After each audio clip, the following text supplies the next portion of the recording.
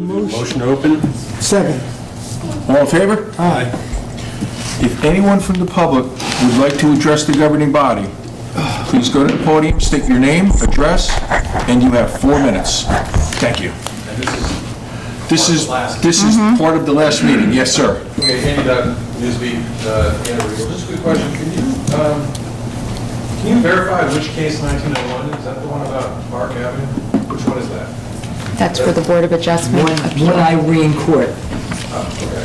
Yeah, it has nothing to do with the sober living facility. Thank you.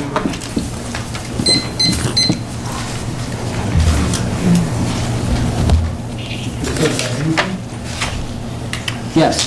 Wait, Joe, where's Fred or Robert? I don't know. Robert's in the back. I don't know It's the if- guy in the bathroom. Because Fred is going to be prepared to speak on this one.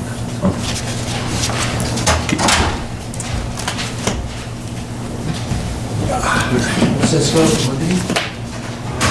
It's about signs and easement. Well, just give your full name and address for the record. Paul Cisco, 27 Fieldstone Drive, New Jersey. Right on? Okay, just speak really loud if you don't mind for us. Thanks, Paul. Okay. Actually, I have some pictures here about signage in the easement, and I'm ready to be able to do that. Just to put up some pictures. Any kind of comments on what do you think it's? Now, although you're friends with all of us, I got to remind you the 4-minute timer's running, Paul. So I'll hand out the documents for you. You know, your comments on it, and I have another question. And there's a couple of them. Yeah, with the easements, that's part of the property, survey, needs and bounds, and so that's something that they taxes. I think we're aware of. Correct? Thank you. Yeah. Sound about right? They pay taxes on an easement? From your property, grass. If it's within your property line, yes. But not if it's in the street right of way.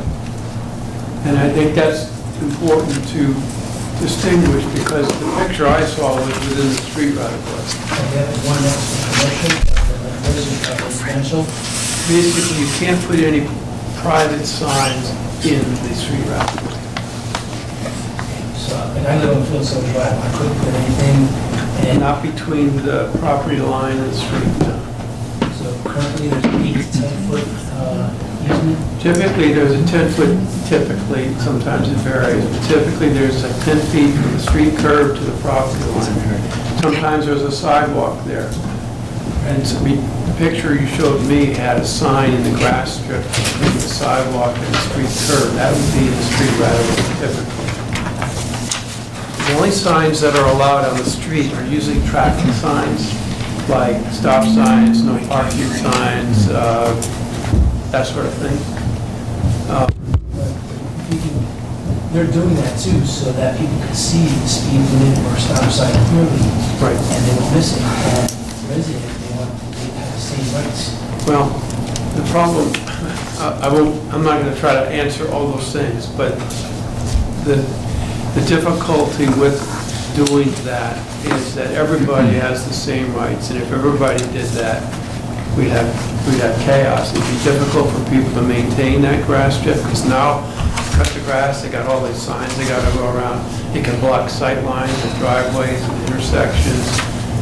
It can interfere with snow removal. It can be, sometimes these signs are just like these sandwich board signs in windy situations. Those signs can get blown over into the road.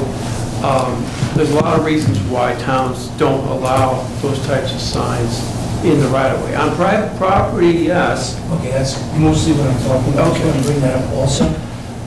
So like political signs, for politics, you should be able to put that in easily. Or you're still saying that?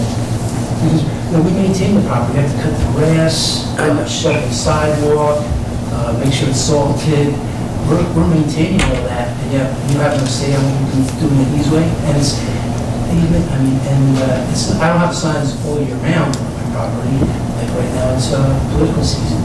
My neighbor down the street, two of my neighbors, they have the black and yellow signs to slow down for the children, right next to the curb, to try to get people to slow down. So that's a safety thing. So what about that? Well, 15 seconds. again, it's like, if it were allowed, it would have to be allowed for everybody. So now I can put my sign in front of your sign, and I can put a sign up, and I may do it innocently, but by putting that sign up, I may interfere with sight distance, I may create a hazard, I may create other issues that, and since everybody can do it. Yeah, but currently, there's no problem like that right now. Well, I know, because it's not allowed.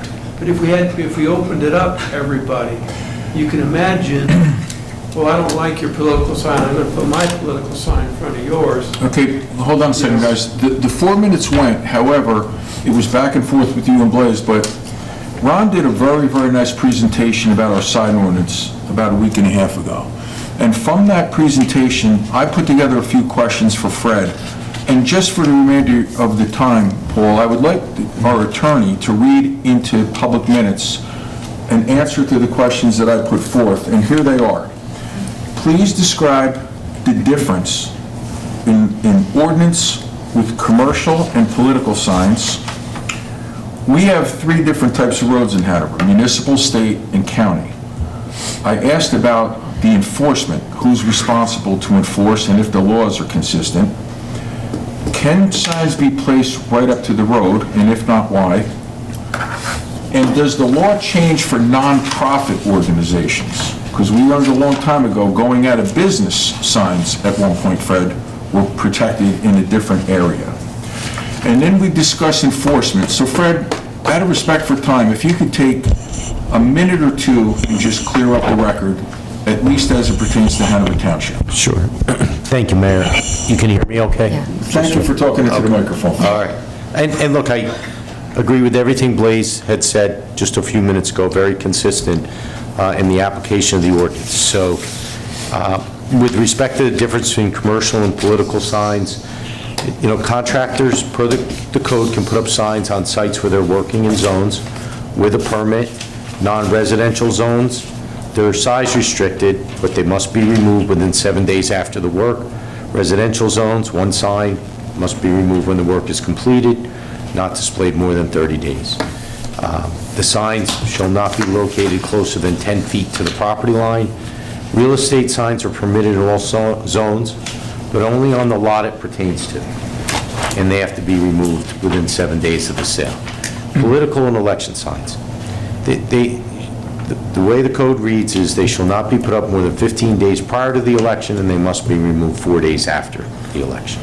So that's the way it's written in the code. County and local, the mayor had asked, because he gets a lot of questions about this, what about the state and the county roads? Well, the township can only really enforce and control the township right-of-ways. As far as the state and the county, we don't have that authority, but nonetheless, it's our opinion that the state prohibits signage in the state's right-of-way. And signs, can they be placed, as the mayor asked, up to the road?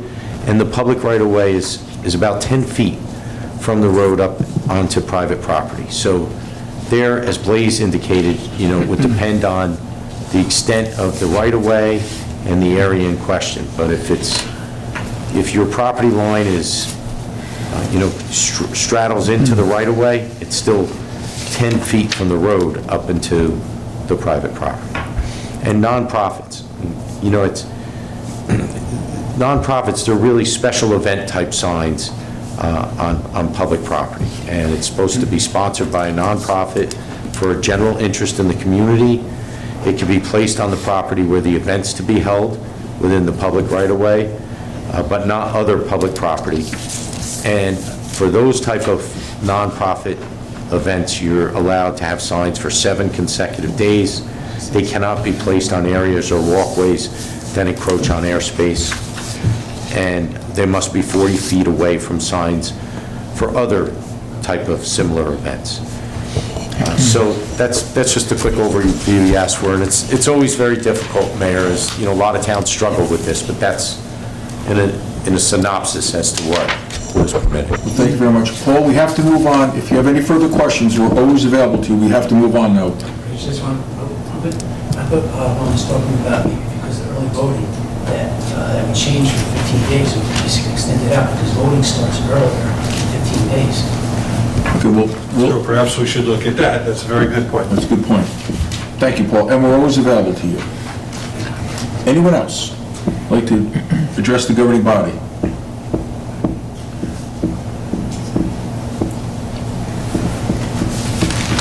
Hello, thank you for your time. My name is Lindsay Holleran, and I'm a homeless resident in your town at the Red Carpet. You guys already know about the hotel. There's no need to sit here and reiterate it.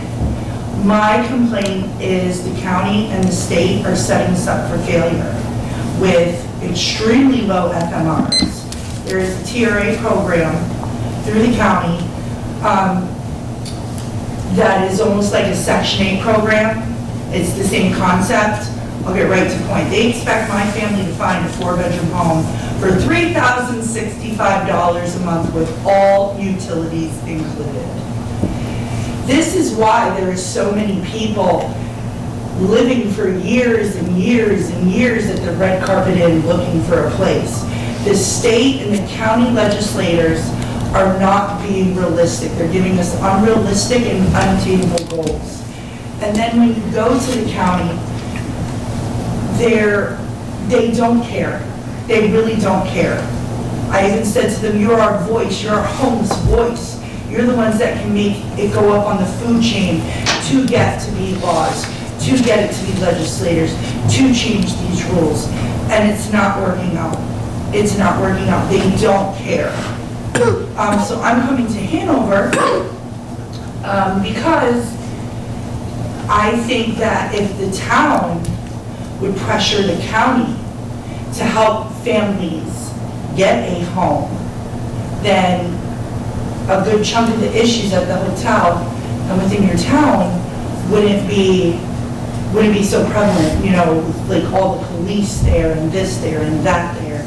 And it's like, maybe if there was a liaison that worked for Hanover Town that would come by the hotel and be like, hey, all right, so we have this OTA people here on vouchers.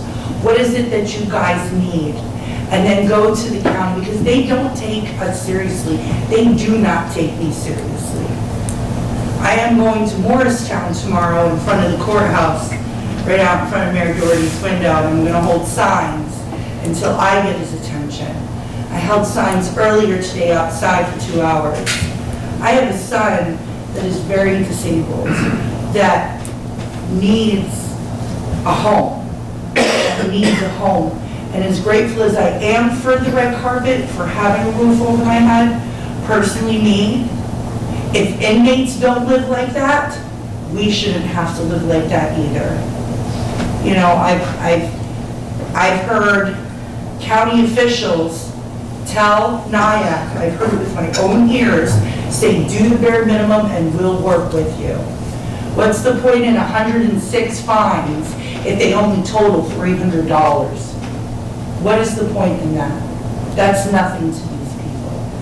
And I need help finding a home to get out of this hotel. Affordable housing, it's a great idea, but you still have to make a minimum amount. And I don't make that minimum amount. I could do with a 3-bedroom. I've even looked for 3 bedrooms. I'm asking for help to find the affordable and for help with just in general navigating the county. Everybody tells me that it's never going to change. Well, it's never going to change because everybody sits around and does nothing.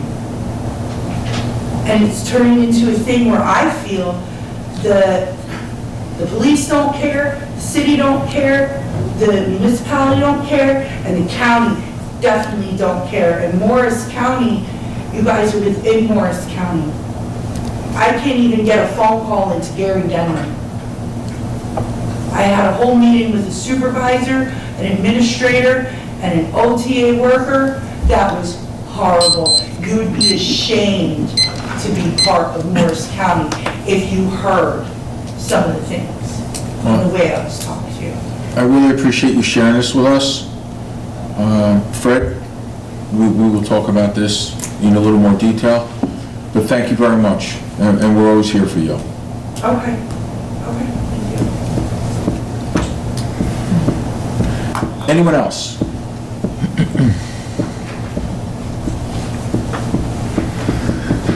Hello, my name is Susanna Restrepo, and I live on Glen Drive in Cedar Knolls. And first of all, let me say Happy Community Planning Month. Thank you, Mr. Brencho, for all of your work as the community planner. And secondly, I wanted to know more information, Mayor Gallagher, on the Complete Streets meeting that was held in, I think, Morris Township that other mayors went to. I'd like to hear the takeaways that you heard, and if you thought that a Complete Streets policy was right for the town. A second thing I wanted to mention is whether we could get some kind of traffic or road safety study on Ridgedale Ave. People speed on Ridgedale Ave. Last night I saw someone run the red on Ridgedale and Elm Street or Eden Lane. And I mean, I've even seen like vendors on the side of the road. Yesterday I even have a picture of like a tire trim on the road. And I just think speeding is a big issue, and some kind of speed management should be done for that area. Trying to cross Ridgedale on Cedar Knolls Road is pretty difficult. There is a crosswalk and there is like a sign for when to cross, but that never gives a pedestrian the right of way to cross. And then when that's going from one end of Ridgedale to another on Cedar Knolls, and then the other crossing you have there has two crosswalk lights that sometimes say different things. It's really hard to navigate. So I just asked whether some kind of road safety study could be done. Okay, so Jerry, the last part, I saw you were taking notes, thank you. Yeah. We can discuss that and take a look at that. We did attend that meeting, and I'm going to respond for about a minute and then ask Ron for a minute, because Ron and I attended the meeting together.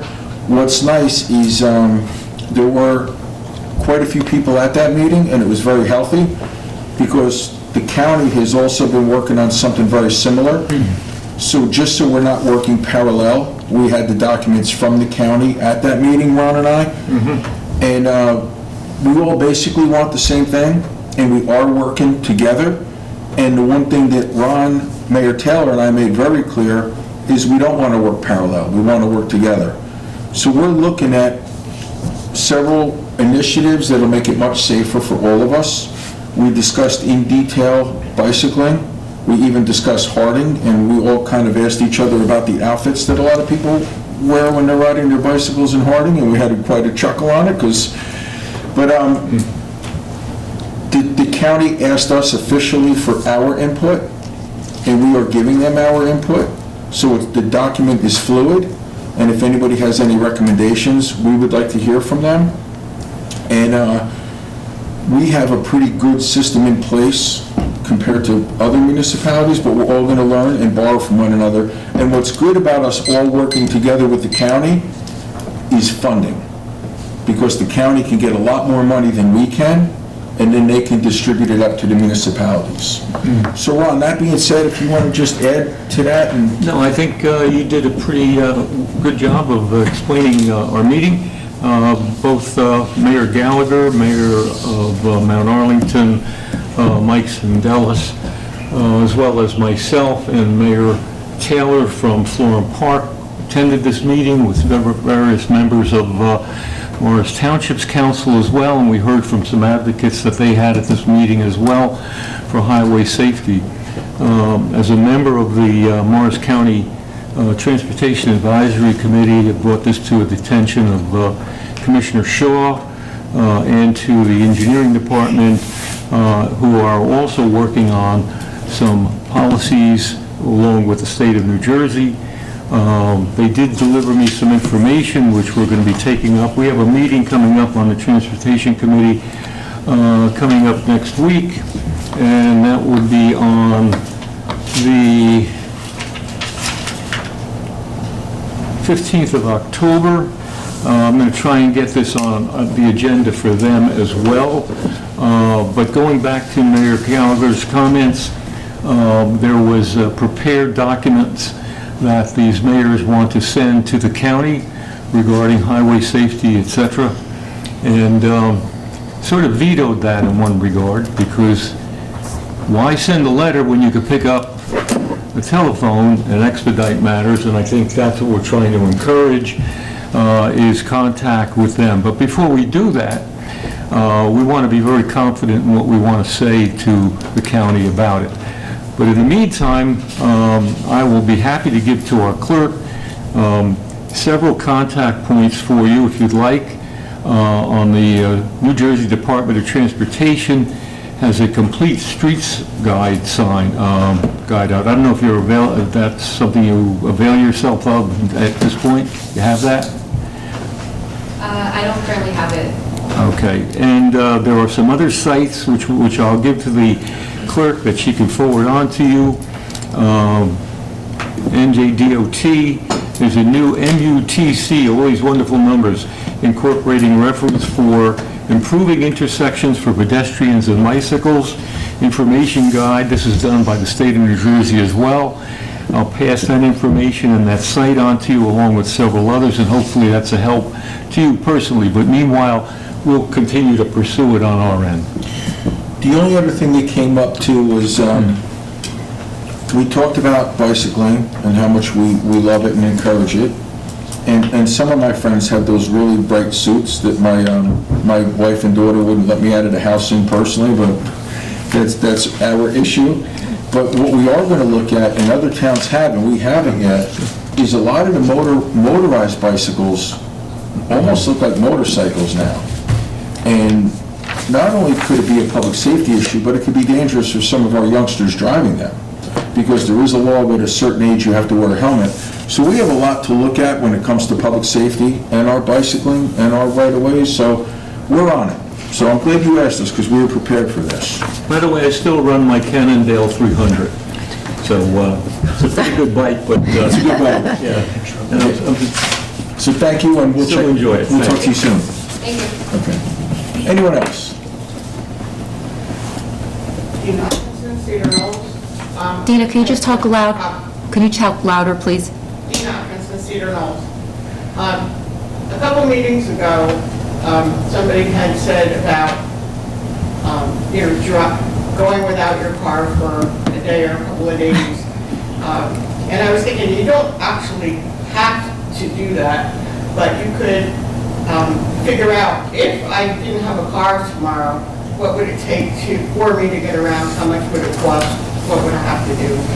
And you could do the same with her situation, like figure out if you had a full-time job at minimum wage, how would you be able to survive in this community? Like, you don't have to actually do it, but you could, figure it out without doing it. That's just my comment. Thank you very much. There's also an incredible organization in Hanover Township that we all work with on different levels, Homeless Solutions. Mm-hmm. There's beautiful people working very hard, trying to be as helpful as possible. Nope, I'm very sorry. I speak with Homeless Solutions every week, and no, they don't help. Take it from someone. It's wonderful. It's a wonderful thought process. It's a wonderful idea. I don't mean to be rude and interrupt, but a lot of these programs are made so people can sleep at night, but until they have to physically use the program and be within the system, you really don't know. Okay, thank you for sharing that too. Also, I've Oh, if you would like to speak, sir, please take the podium and state your name and address. And you have 4 minutes. My name's Leroy Gordon, and I'm staying at the Red Carpet, and I stayed at Solutions also. They treat you like you're 10 years old there. Very disrespectful. And some of the people that they do have there, some of them wouldn't do certain chores, which we had to do little chores, take turns of and stuff like that. And they had favoritism towards different people in there. It's a mess. And then one of the staffs had called the police on me one particular time where they allowed me to go outside and smoke a cigarette. She called the police on false pretenses. And lucky I was smart enough to take a picture of the clock, which you're only supposed to be out there at a certain time and be back in. And I took a picture of it. And when I showed that to the police realized that she lied. I don't know if they got rid of her for that, but at first the cops were a little hostile towards me. You know, it's a lot of playing games, just like there's a place up there in Marshtown, Market Street, Michigan. That place was terrible also. There's people that sneaks out, get high, come back in, you don't kick them out. And one of my friends got kicked out of there, accused of stealing a shirt out of the thrift shop. Never showed no evidence whatsoever that he stole the shirt. He only had 2 more weeks to graduate from there, and they kicked him out. These are the things that when they see someone that's straight in there, they'll get rid of you before they get rid of the people that's doing the wrong. And I hope that someone starts looking at that. Plus this motel over here. I have to leave there the 16th of next week because I was calling the state about roaches and bed bugs and everything. Now I have cancer. I'm 71 years old. After I made those calls, and my caseworker from the welfare house called them and made them give me another mattress, but did not give me another box spring that goes underneath it. So the bed bugs were still into the box spring. This is what this guy that owns this place keeps getting over and over again, getting away with stuff. And like she said, only $300 fine. That's ridiculous. I just recently caught them at washing machines months back where they were rigged, where they were cheating the people of putting money in the machines, where you had to put more quarters in. I used to do electronic technician work, so I'm very familiar with the systems. And I said something to the owner. Now he knows I'm familiar with what he's doing. He takes all the washing machines and dryers out. So here you have families that have kids that need their clothes washed for school. He keeps telling the welfare people he's getting new washing machines, but it's been months and months and months. So he's starting to kick people out because these mothers take their kids' clothes and wash them into the tub and hang them on the banisters of the motel. And he gets mad and making excuses and tell the welfare, I'm not accepting their stay here anymore. And that's what he's doing to me right now. So they're trying to find another place for me to move to. And what I was explained by the welfare caseworker, if I tell them take me to court to remove me, then I'm getting an apartment if I can. Well, sir, thank you very much for being blackmailed. Thank you very much for sharing that with us, sir. Mr. Mayor, if I can, just Yes. a brief comment. In regard to the gentleman's comment on the fines that this motel got. The Board of Health in Hanover Township is not as benevolent as the state, and we fine them $1,000 more. And Fred, I think we were in court several times already. They got significant fines from Hanover Township for just what you're saying, the conditions that the Board of Health saw in there, whether it was vermin, insects, et cetera, et cetera, et cetera. The state of New Jersey turned us around and they were uninspected, fined them $300. So In difference to Hanover, we understand your plight. We understand the conditions over there, despicable, and we're going to continue to do the best we can, either through our Board of Health and/or through administration. Thank you for your comments. Thank you, and maybe we could all rally together, because this is not right. This is not right. I know everybody's thinking to themselves, just leave the hotel. Well, every other hotel around here, We you got- have to leave every 21 days. Miss, So we have for to- 21 days, my 6-year-old daughter has to start new school. Miss, if we have more time, at the end, you can take the podium again, but thank you. Yes, Mary Baird, 1 Mississippi Road, North section of Hanover. I've been going over to the hotel since October of last year. I'm here 3, 4, 5 times a week. I've observed a lot of what these people are saying. And, you know, yes, there is some riffraff there. I'll call it riffraff, no term, but can you imagine, you have your daughter's in elementary school, and the teacher is expecting you to have your child clean and ready for school, and you go to give your child a shower or a bath, and cockroaches just pile out of the tub and the other areas in the bathroom where you're trying to, or you crawl on her while you're trying to bathe her so that she can go to school that morning. And you wonder why the children that are going to the school, which I'm sure there are problems in the district to some degree, come to school in a mood, let me put it that way. Or washing your dishes in the bathroom with all these roaches.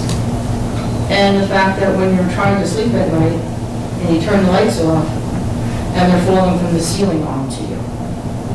This is a nightly, daily occurrence for the people that are living at this hotel. Like she said, people living in the county jail aren't living like that. But yet, we have a hotel here where this is every day. Every single day. And did you know cockroaches bite?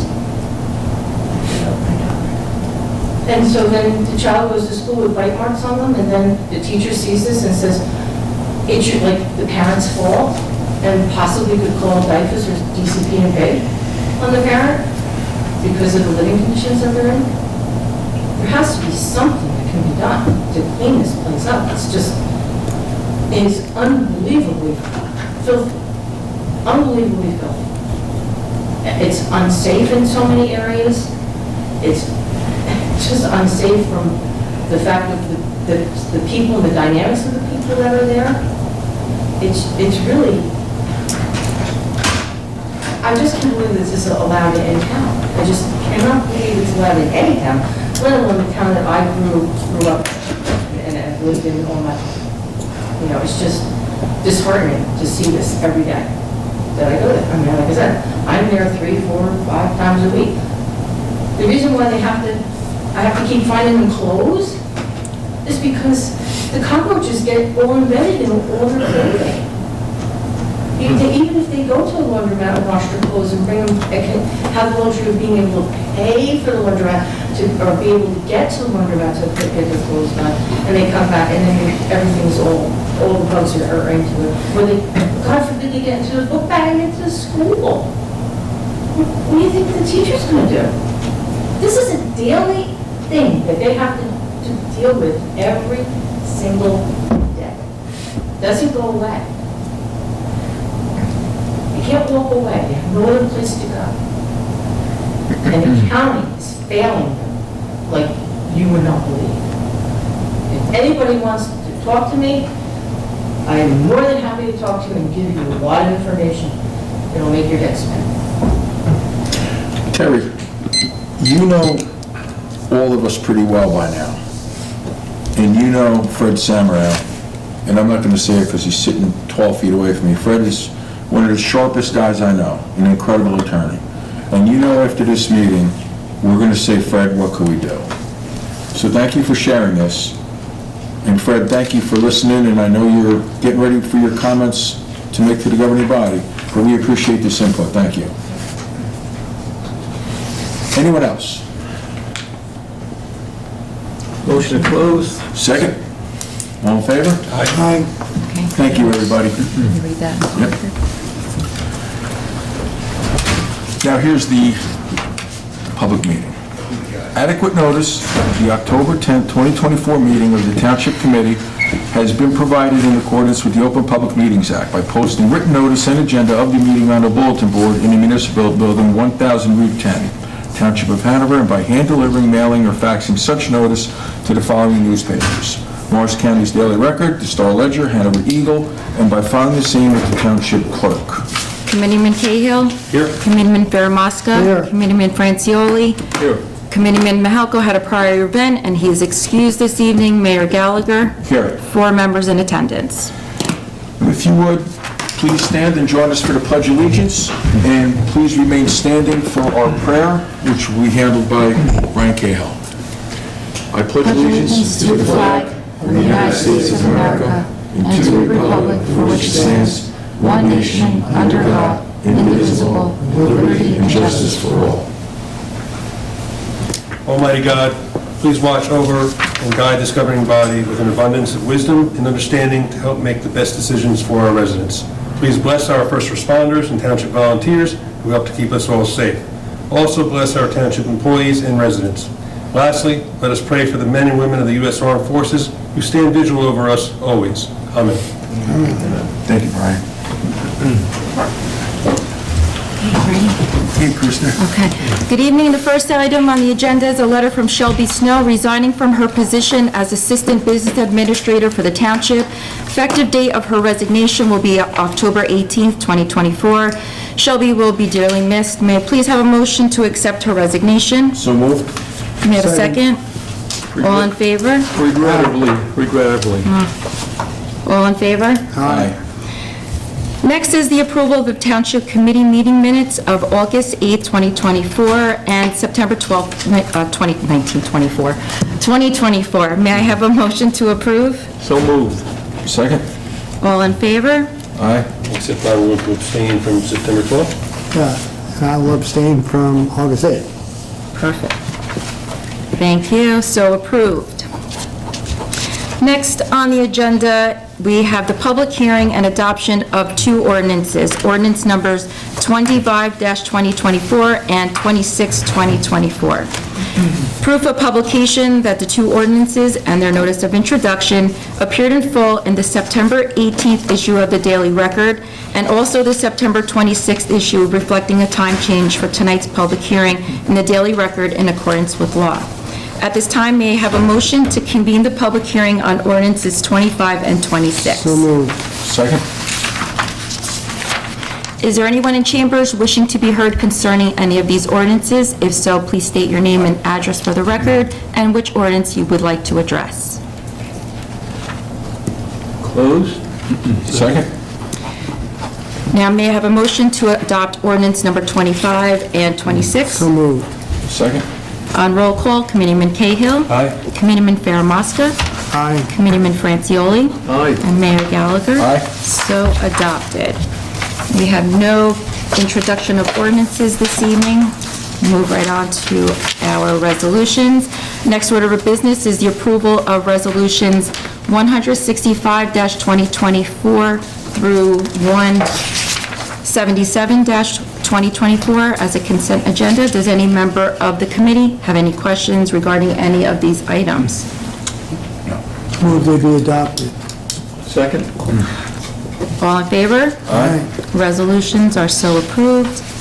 Next, we have to pay our bills in the amount of $5,778,179.18. May I have a motion to pay the bills? Motion to pay the bills. John always pays the bills. Second? All in favor? Aye. Bills will be paid. Lastly, we have 2 raffle applications for approval. RL 3454, Mount Pleasant Animal Shelter on-premise 50/50, and RL 3455 Harmonious Choral, Society 50/50 off-premise. May I have a motion to approve these two raffle applications? So moved. Second. So approved. Mayor Gallagher and the members of the committee, that clears the agenda. And I thank you very much. Go Yankees. Thank you, Christie, good job. I have a motion open to the public. So moved. Second. All in favor? Aye. If anyone from the public would like to be heard, please step up to the podium, state your name and address, and you have 4 minutes. Lindsay Holleran, Red Carpet Inn. I'd like to address what I said earlier. The reason why so many residents stay here and we don't want to be here is apparently this is the only hotel that doesn't make you move after 21 days, because after 21 days you are a resident, then it's landlord-tenant court in case the OTA voucher fails. So that means, because I enrolled my child in school and I was homeless, I didn't enroll them in school with a resident and then become homeless. So that means every 21 days, my 6-year-old daughter has to start school. That means every 21 days, my 15-year-old son, who loves Whitney Park, has to switch to high school, and he's in 9th grade.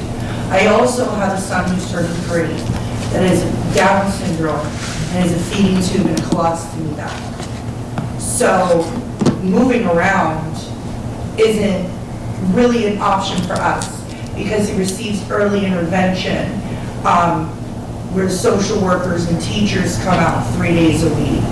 You know, he's getting ready to do his evaluations for B Meadow School for their early intervention program there. And it's like they prey on us. And then so apparently the state kicks it back down to you guys. And that's not okay.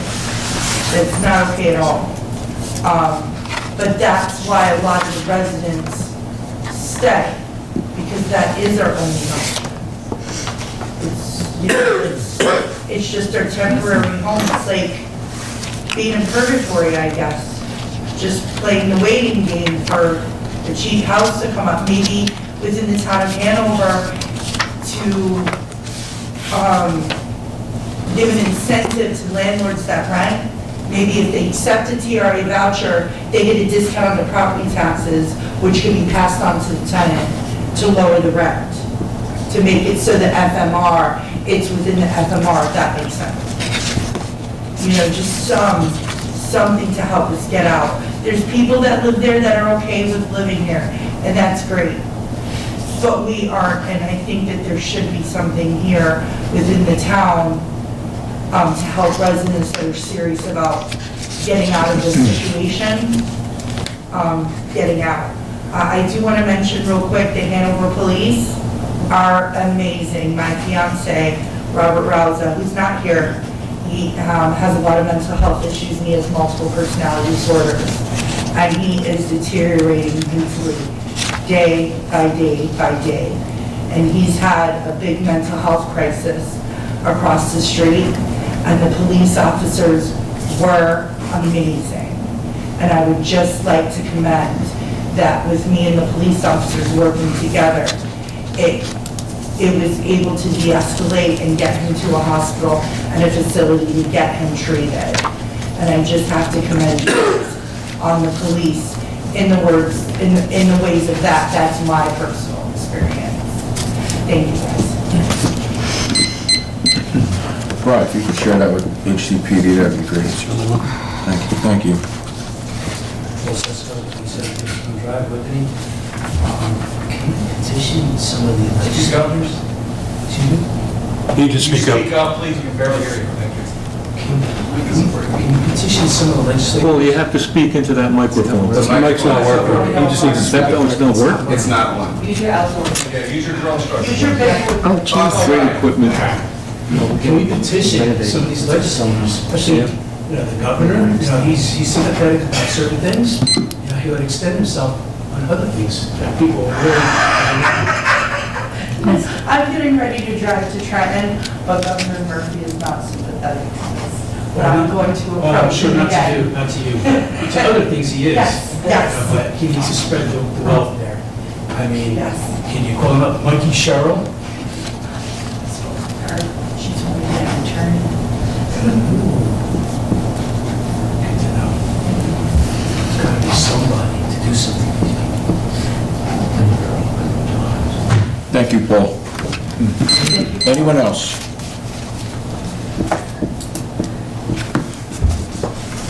Steve Atkinson, Seasonal Exchange, by 1177-24, that we found a bidder for Mountain Ave. Do you have any time frame on when that's going to be started? Yes, I do. Joe, would you like to take it, or you want to give it to Jerry?